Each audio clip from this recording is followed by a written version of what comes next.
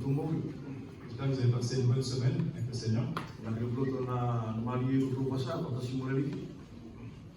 Alors ce matin, le message il va se résumer en quelques mots, mais c'est à la fois une très bonne nouvelle, mais ça peut aussi être une très mauvaise nouvelle pour nous.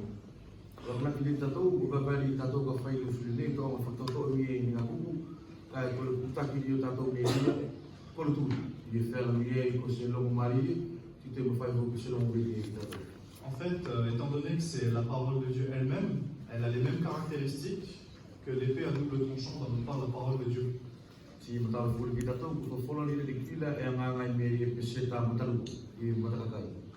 Et cette bonne nouvelle dépend, cette bonne ou cette mauvaise nouvelle dépend de quel côté on est en fait.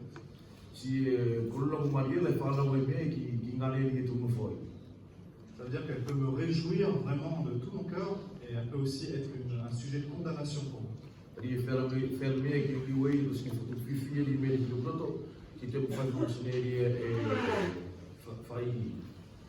vous invite à prendre Apocalypse, le dernier chapitre.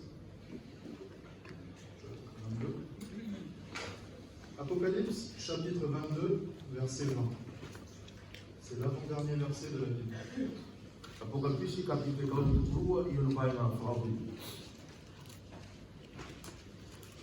Celui qui atteste ces choses dit: oui, je viens bientôt.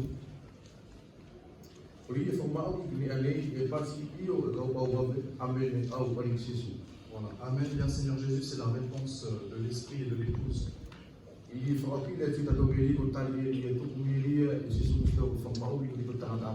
Oui, je viens bientôt. Alors c'est une excellente nouvelle pour les enfants de Dieu. Ça veut dire qu'en fait, on se réjouit et l'enfant de Dieu, il attend ça avec impatience. Mais aussi, ça peut être un sujet de crainte pour nous.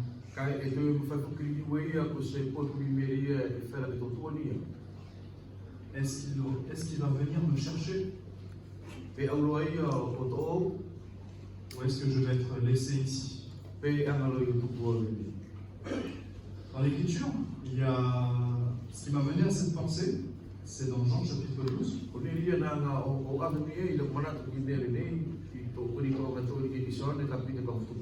va pas le lire pour gagner un petit peu de temps, mais la pensée qui est résumée dans Jean chapitre 12, c'est quand le Seigneur Jésus rentre dans Jérusalem.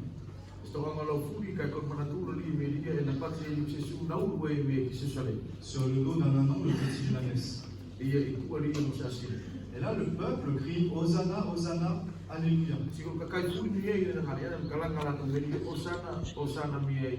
Et le peuple se réjouit d'accueillir en fait le roi d'Israël.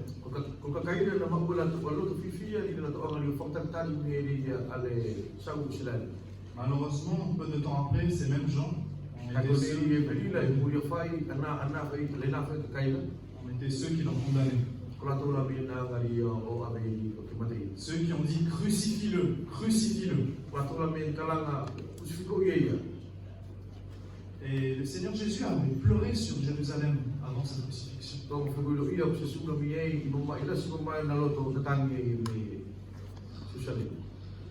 En fait, il a pleuré parce que le peuple n'a pas su reconnaître le moment où il a été visité. Et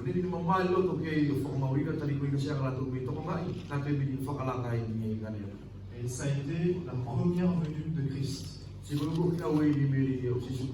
Dieu s'est fait homme dans la chair. Et il a habité parmi nous plein de grâce et de vérité. Ensuite, nous le savons, il a été crucifié, il est ressuscité le troisième jour. Et il est monté à la droite de Dieu le Père. Et il a laissé les paroles concernant sa prochaine venue.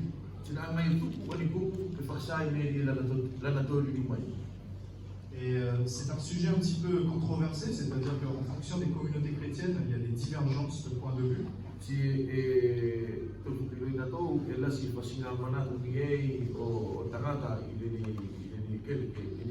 Néanmoins, il y a un élément qui est invariable, que peu importe la communauté, c'est une vérité acceptée par tous.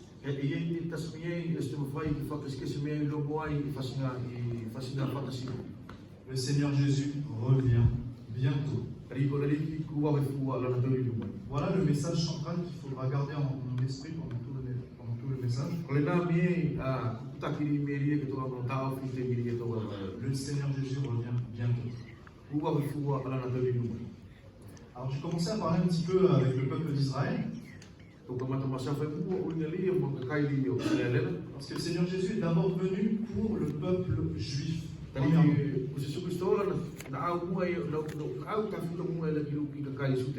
qu'il est venu accorder cette grâce à son peuple qu'il a rejeté. Ensuite, Dieu a tourné ses regards vers les païens. Il a ouvert en fait la porte à nous aujourd'hui.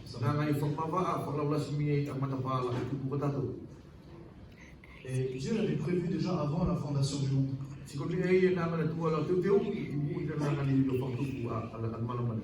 Et quand on dit l'Ancien Testament, il nous est parlé de la seconde venue du Seigneur Jésus-Christ. Je vous invite à prendre Zacharie au chapitre 14.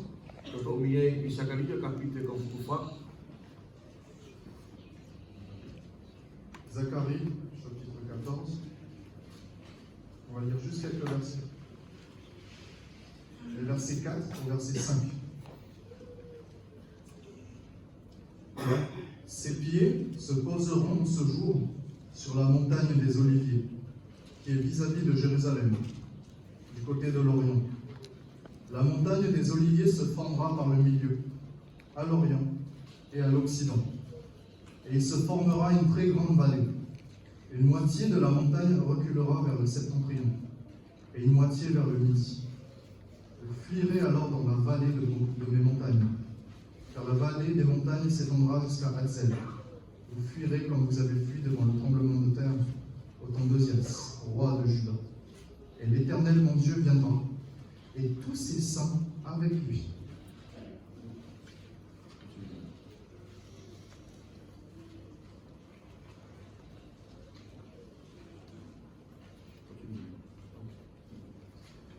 Alors, en fait, cette parole, elle parle directement au peuple d'Israël.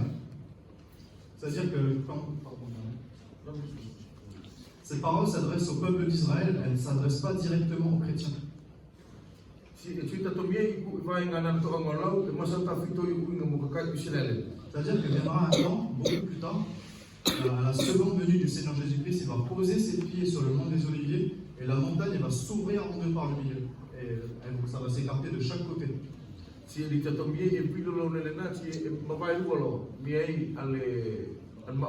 est venu une première fois en tant qu'agneau de Dieu dans la douceur.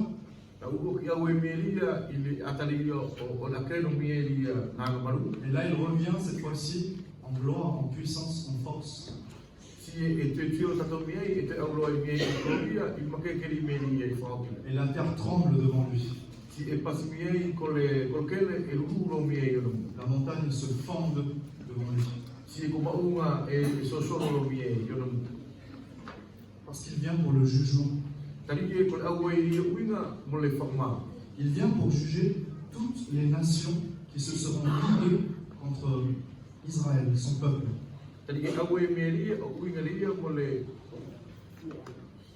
Qui se seront mis ensemble pour détruire Israël.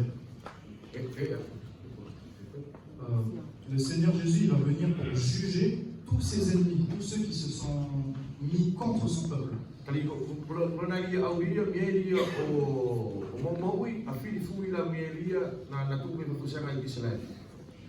Et si vous voyez un petit peu à la fin, il dit « Et l'Éternel mon Dieu viendra, tous ses saints avec lui. »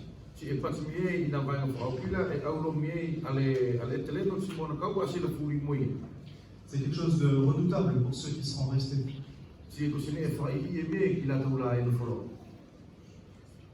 Mais ça ne nous concerne pas directement.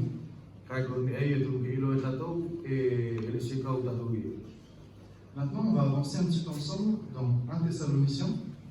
Si tu ang may to atas si Baino Miei ile uruak Thessalonica Au chapitre 4.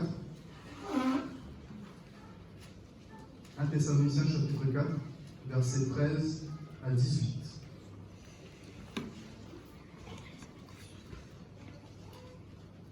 Je vais laisser le mano lire en tutunien et en français, on va suivre.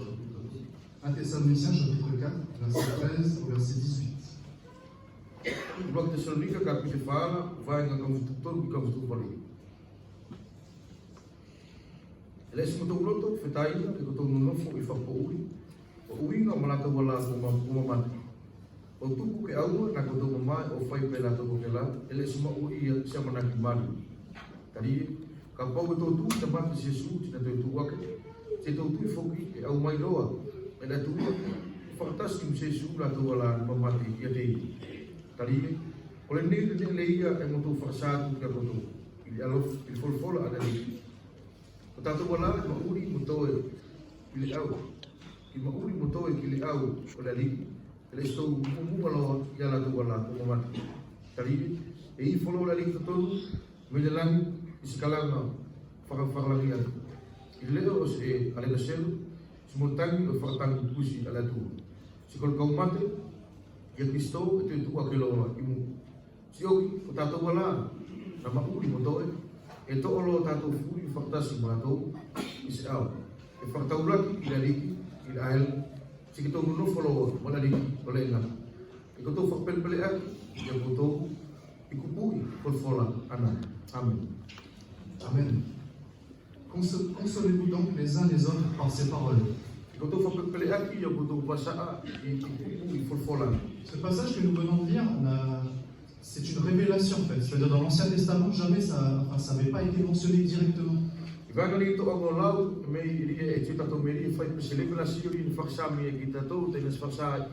Et tout ce qui concerne l'Église du Seigneur Jésus-Christ n'avait pas été directement révélé dans l'Ancien Testament. Ça veut dire que quand on lit l'Ancien Testament, on voit Dieu qui parle au peuple d'Israël souvent. Et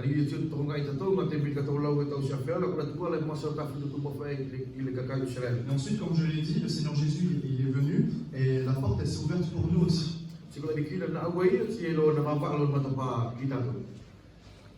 Et le jugement de Dieu, il n'est pas pour l'Église.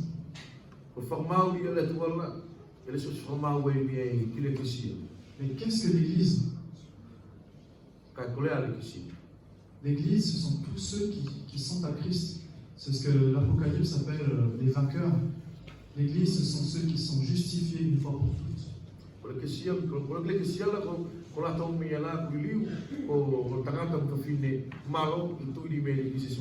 Ça veut dire que toi aujourd'hui, là où tu sais au fond de toi si est-ce que tu as cru au Seigneur Jésus-Christ, est-ce que tu es né de nouveau, et si oui ou non tu es vainqueur.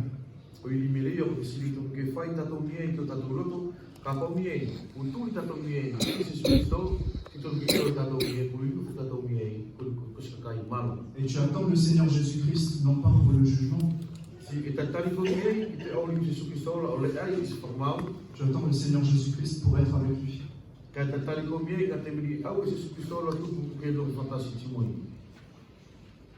Aujourd'hui, l'Église du Seigneur Jésus-Christ elle a une grâce particulière. Je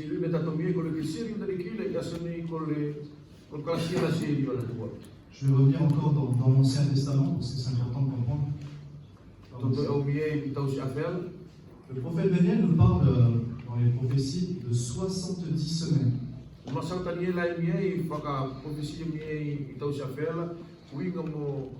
70 semaines. Et quand on analyse un petit peu, en fait, 69 semaines sont déjà passées. Ce sont des semaines de 7 ans. 7 ans. Une semaine vaut 7 ans.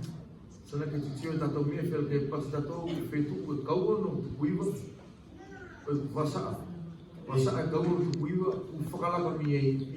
quand on voit ce qui s'est passé au cours de l'histoire jusqu'à la crucifixion du Seigneur Jésus-Christ,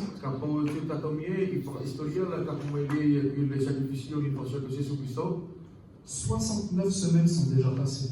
Ko vasa mie e kau tukuiva uko kikie. Et on voit qu'il reste une semaine Ki tio tato mie i ko to vasa etas de 7 ans sana ke i fetu ko fitu. après la crucifixion du Seigneur Jésus-Christ. O ki me li o sacrificio me li o Jesus Cristo. Et il y a un petit problème, Kai e sana to mie ngani se sa le me li o. parce que le Seigneur Jésus-Christ, il a été crucifié il y a 2000 ans. Kali Jesus Cristo la uko mie i fetu mie e lua mie lo na crucifiko i. Mais qu'est-ce qui se passe? Est-ce que la parole de Dieu me dit quelque chose de faux? Kula ni sa ko la la tua la e pati me pasai kita to sini e sala. Non, mais bien aimé, la parole de Dieu, elle est vraie, elle est véridique. Ale ai ko fola ni ki le ma tu ki. En fait, Dieu, il a fait quelque chose d'extraordinaire. Il a mis son horloge en pause pour vous et moi. Ka tu tato me ko la tua la i ko na mafi na ngai o fatu. Ni a faula o tu ko e simo. Ça veut dire qu'après la crucifixion et la résurrection du Seigneur Jésus-Christ, Kalau uimelia il o ki melia o sacrificio i la tua ti bona bona to tu ko kela. la dernière semaine qui doit arriver, ce qu'a annoncé le prophète Daniel, Si ko basa melia eta si ko to o fai per pasari italiana. Dieu il a mis pause sur son horloge. Na ngai me fatu i fala. Et il a laissé ce qu'Ésaïe appelle une année de grâce de la part du Seigneur. Kai ngai me o tu me fetu i na pati sai ke ko fetu i o kasia. Et pendant ce laps de temps, Dieu il laisse à tous ceux qui accepteront l'évangile, tous ceux qui croiront en son nom, la possibilité de rentrer. Si il est là, il est là, il est là, tout aspect normal, il a toujours mis là que tout qui sacrifie. Mais de rentrer dans quoi? Autour mais que où la tombe est claire. De rentrer dans sa maison, Autour que le tout faut que mais il le graille. de devenir membre de l'église du Seigneur Jésus-Christ, Il faut que mais il au cas où mais il est sérieux là. de devenir une part de son épouse, Que tout il faut que mais il est aussi comme mais il a le fin avant. son épouse qui sera à sa table pour manger avec lui, La fin avant il est qu'à sino tu moi il le bon. son épouse qui va s'asseoir sur son trône avec lui, La fin avant il est qu'à sino tu moi il est qu'à faire. son épouse qui reviendra avec lui lors du jugement. La fin avant il est au moi il était bien formé. C'est ce qu'on avait lu dans Zacharie. Il reviendra avec tous ses saints. Et pendant ce temps où Dieu a mis pause,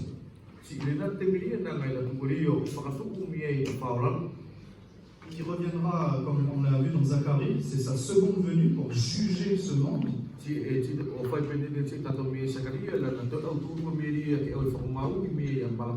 Mais un peu avant, il viendra chercher son épouse. Il viendra l'enlever. Et comme on l'a lu, tous les morts en Christ ressusciteront premièrement. Et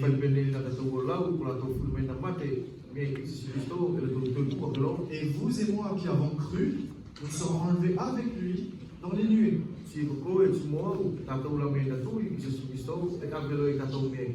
Ensuite, beaucoup plus tard, on reviendra avec lui pour juger ce monde.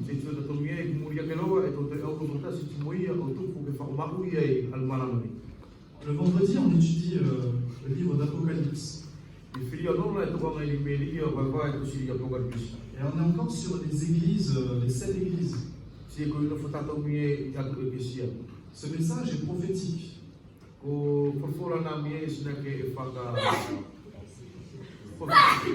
C'est-à-dire que quand on étudie l'Apocalypse, c'est vrai que le Seigneur il parlait directement à l'église d'Éphèse, Smyrne, Pergame, Laodicée et les autres églises. Il leur parlait concernant les réalités, les choses qu'ils vivaient dans leur temps. Mais il y a un message prophétique sur les temps à venir.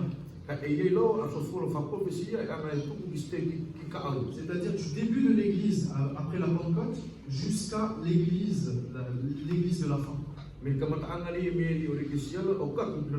Ça commence avec Éphèse. Éphèse qui est une grande église qui aime le Seigneur. Malgré tout, le Seigneur lui a reproché ce que j'ai contre toi, Elo mo i me fugena ko tu wala nga mi o to ko so mi nga malo ki la do. C'est que tu as abandonné ton premier amour. Io passe mi ko ri ko vi ai tari ko ke ano chat do ko. Et en fait, c'est toujours comme ça, c'est-à-dire que ça commence bien, l'Église elle est fervente, elle aime le Seigneur Jésus. Si fa fina ki ai tu dato mi ko ka matanga ko le sia le bebe lai alo fa ki dali. Et progressivement, elle se détache, elle s'attache à d'autres choses. Si il termina fa un po mi ko ka mata pique ki toner. Et on continue à servir le Seigneur, mais ce n'est plus comme au départ.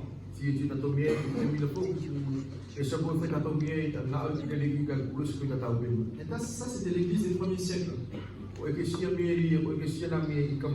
Ensuite, on continue avec les différentes églises. Je ne vais pas le faire pour les 7, je vais juste donner quelques exemples. On arrive à l'église, on a étudié dernièrement Pergame. On a vu que c'est une église où il y a beaucoup de mélange. Où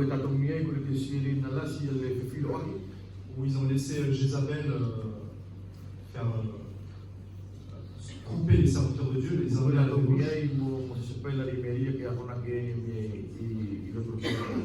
Et en fait, elle correspond aussi à un temps de l'église.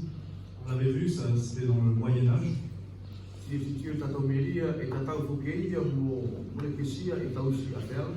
Où l'église, elle s'est complètement. Elle est tombée dans la perdition en quelque sorte, avec le catholicisme romain qui s'est étendu.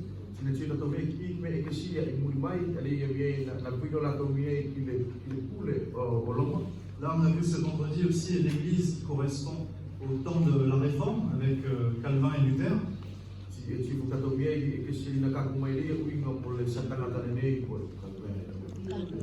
réformateurs. Et ensuite, on arrive, on ne l'a pas encore vu, mais on le verra un prochain vendredi certainement, on arrive à l'église de Philadelphie. Et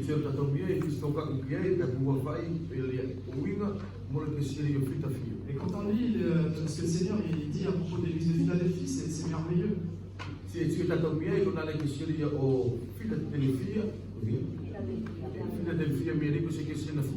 Et ça correspond aussi à une période où le peuple de Dieu, ils étaient vraiment redevenus amoureux de Dieu. En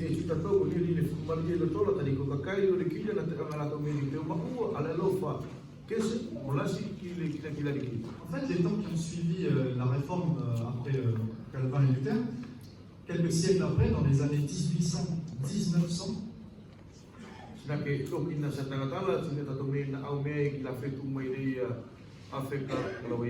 voilà, 1800 et 1900 à peu près, il y a eu de grands réveils et de grands retours à Dieu. Et vous savez ce qui a été le moteur de ce retour à Dieu?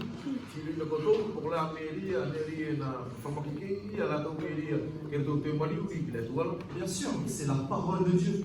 C'est la parole de Dieu. Luther a tenté de ramener l'église catholique romaine de l'époque vers la Bible, la parole de Dieu.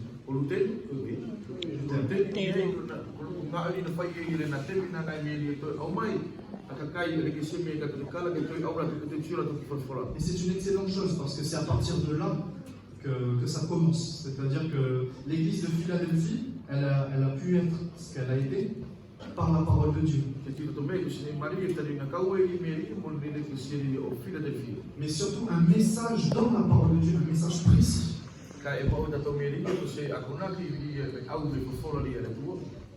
Le Seigneur revient bientôt.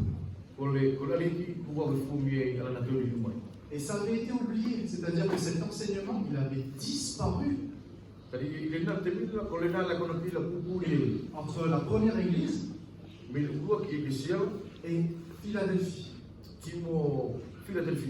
Et là, je ramène ça au temps historique, c'est-à-dire que les 1000 ans qui sont passés, le peuple de Dieu avait perdu ce message.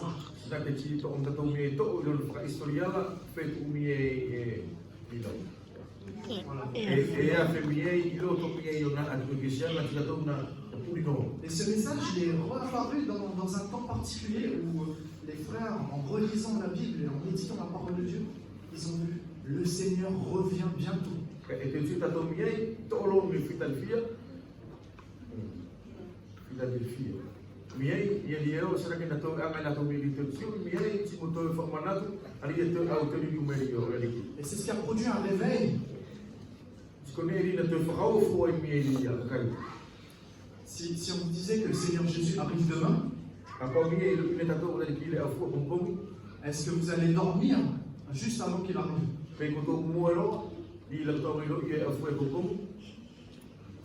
Non, je ne pense pas. Je pense que vous aurez la crainte qu'il vous trouve endormi. Parce que vous savez, il arrive demain, c'est proche, c'est imminent.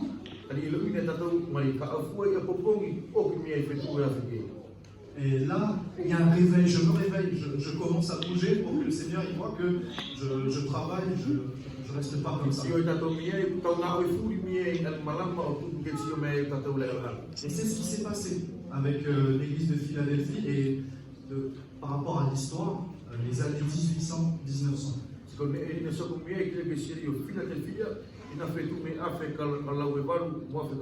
Il y a eu un réveil venant du Saint-Esprit.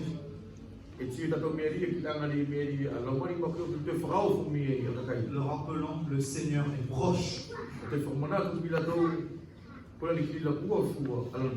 Et ensuite, quand on poursuit, on arrive avec l'église de Laodicée, qui est la dernière église.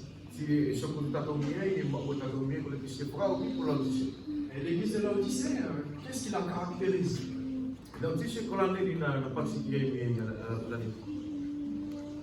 Est-ce que le Seigneur il a dit une parole dure, même on a du mal à l'accepter? Il a dit à Laodicée.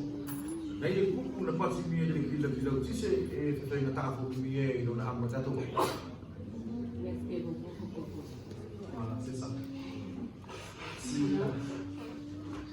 En quelque sorte, parce que tu es tiède, je te vomirai de ma bouche. Si seulement tu étais chaud ou froid, mais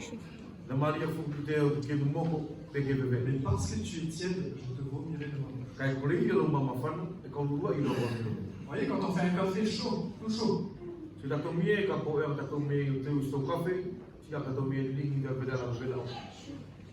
il suffit juste de le laisser un peu, surtout là il fait froid. On fait autre chose, on revient 10 minutes après prendre notre café. Alors le café il est tiède, il commence à être froid même. Et c'est quoi qui est responsable de ça?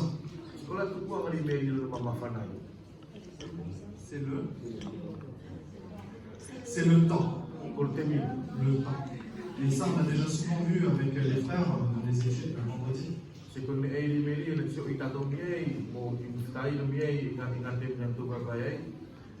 Voilà ce qui a contribué à arriver à l'église de Laodicée. Une église fervente qui attend le retour du Seigneur Jésus d'abord.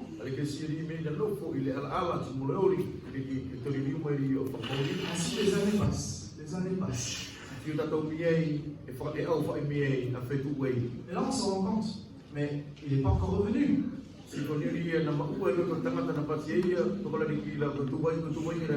Après, les années passent encore. Les années passent. Et après, on commence à se poser des questions. Est-ce qu'il va vraiment revenir?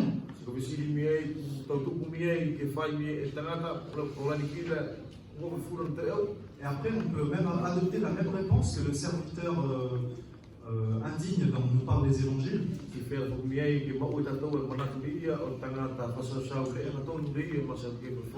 Il commence à boire et à battre ses serviteurs, à battre le peuple de Dieu en quelque sorte.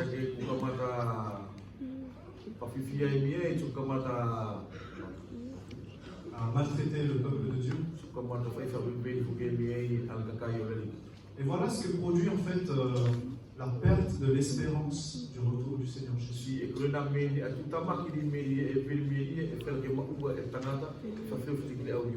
On va continuer à venir à l'église. Yes, fai kole. On va continuer à aller aux réunions de prière la semaine aussi. Sena ke mo se ko tatou leno yes fai kole I pasa. Au début, pour un temps. Sena ke ka matanga la fu stemi. Après, vraiment, quand on refroidit beaucoup, alors là, on ne va plus venir aux réunions de la prière dans la semaine. Ka bulo ki tatou ka mo ko kila. Ko tatou ni yes fai kole. On va venir le dimanche un peu pour acte de présence, où c'est l'habitude en fait. Je suis habitué. Au fu tatou fu le sta pura tali kole ano masani. Parce qu'en fait, pour moi, j'ai oublié que mon Seigneur revient bientôt. Ka kuniri ton ke fai tatou to wala ala tali ko fu lan tele lumai. Et ça, je ne le dis pas seulement vous, c'est pour moi aussi que je dis ça. Ska pa ti fu ngam ko to ka pa fu ko mo timo. Parce que c'est humain. Tali ko ne tangata. C'est humain. Si on ne reste pas focalisé sur ce message, vraiment, et si on ne place pas notre espérance dessus, ben voilà, on va refroidir, on va devenir comme la Odyssée. Tadi kapau ni saya ada tu pun dan elok setaulah bersama nak mari kita tu buat funan terlumai, so mo fait tato bungo pela sia. Et ça, c'est très dangereux, mes bien-aimés. Dia kusine fai ile na mengi tato. Et on a vu aussi que le Seigneur, il dit à ses églises dans l'Apocalypse, il dit toujours la même chose. Si eti tato ni buku eliu matu mawei ya tu sia. Repens-toi. Forcément. Regarde d'où tu es tombé. Si bingane ni krevido. Souviens-toi comment tu as entendu la parole. Que yang ngate mana tu ngate pelefra ila ulo mo ifo. Repens-toi. Forcément. Ça veut dire reviens à moi tout simplement. Lo bingane ye ke to ya o ide. Je ne vais pas te juger, je t'appelle à revenir vers moi. Est-ce que va forma uigo e ko ni ka o le ke to ya. Le père du fils prodigue, Tamana ni meri o ko sali mo ko wala. il attendait, espérait juste le retour de son fils qui a mangé son argent avec des prostituées. Ko ne tasmie fragua bulo na loto ye ateli ni meri ro ko sali mo mo ya ko. Il n'attendait pas avec le bâton pour le corriger. C'est reviens à moi tout simplement. Et moi je peux me l'appliquer à moi-même aussi parce que je peux me tenir là devant vous et il y a des moments ou des périodes où je suis froid. Et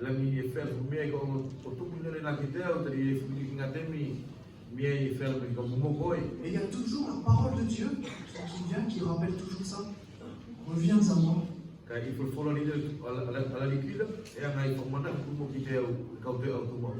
Repens-toi. Et ça, c'est une promesse. Et on a une promesse, pardon, qui nous vient. C'est ce qu'on dit à chaque fois aux vainqueurs. Aux vainqueurs. Dans l'Apocalypse. Et il y a une parole qu'on avait vue ce vendredi qui disait aux vainqueurs, je n'effacerai point son nom du livre de vie.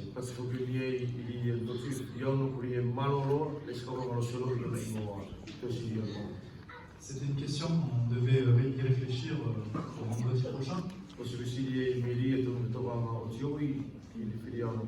Je ne vais pas trop la développer, mais je vais juste répéter ça. Au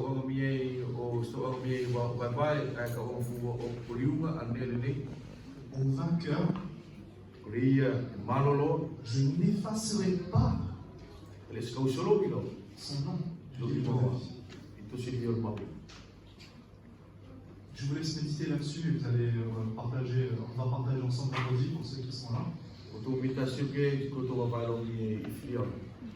Voilà, la question c'est, es-tu vainqueur dans le Seigneur Jésus-Christ? Est-ce que tu attends le Seigneur Jésus-Christ? Si tu ne l'attends pas, c'est que tu trouves déjà ton plaisir dans ce monde. Et si tu es comme Abraham, si tu es un pèlerin, c'est-à-dire que tu es là pour le temps que Dieu te permet, mais tu ne te sens pas bien ici.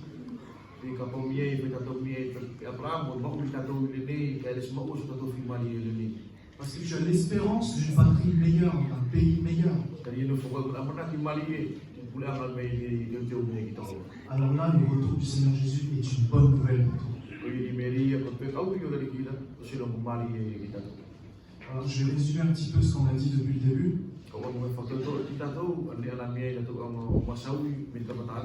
Dieu est venu pour Israël, premièrement. C'est sa première venue. Et dans sa grâce, il a aussi ouvert la porte pour vous et moi. Et il a mis son horloge en pause. Écoutez-moi. C'est-à-dire que la dernière semaine de Daniel, la semaine du jugement,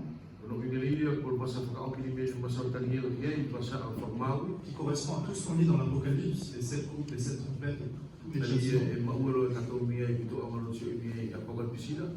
Dieu ne le réserve pas pour toi qui est en Jésus-Christ et qui attend son retour. Ensuite, il reviendra te chercher. Jean chapitre 14. Voici, je m'en vais vous préparer une place.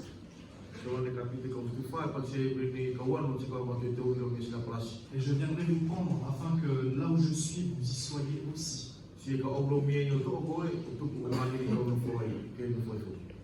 Ensuite, lorsqu'il t'aura pris, on va passer 1000 ans de grâce avec le Seigneur Jésus-Christ.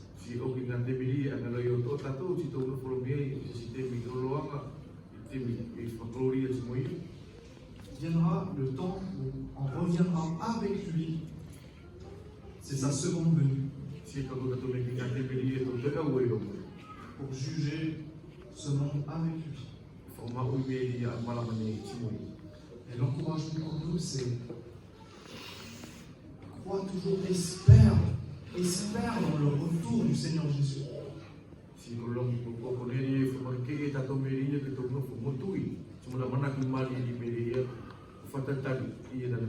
Ne sois pas comme ce café qui subit le froid et qui refroidit.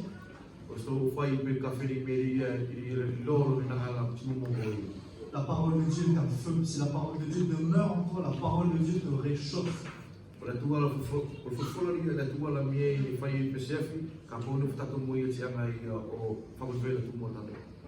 Et il viendra te chercher et on pourra chanter le cantique qu'on a chanté tout à l'heure, les cieux proclament.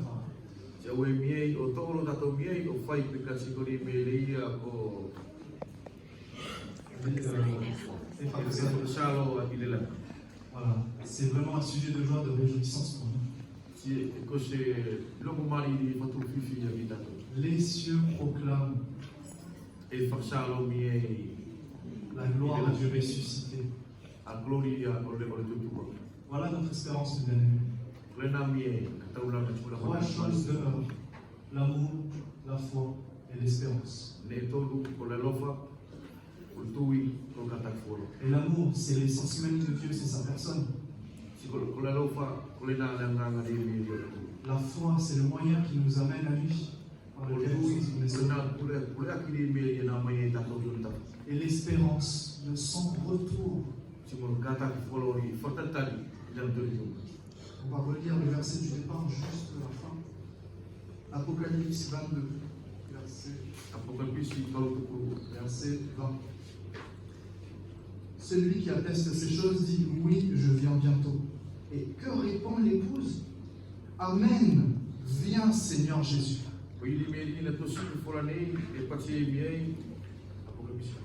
Apocalypse 22, verset 20.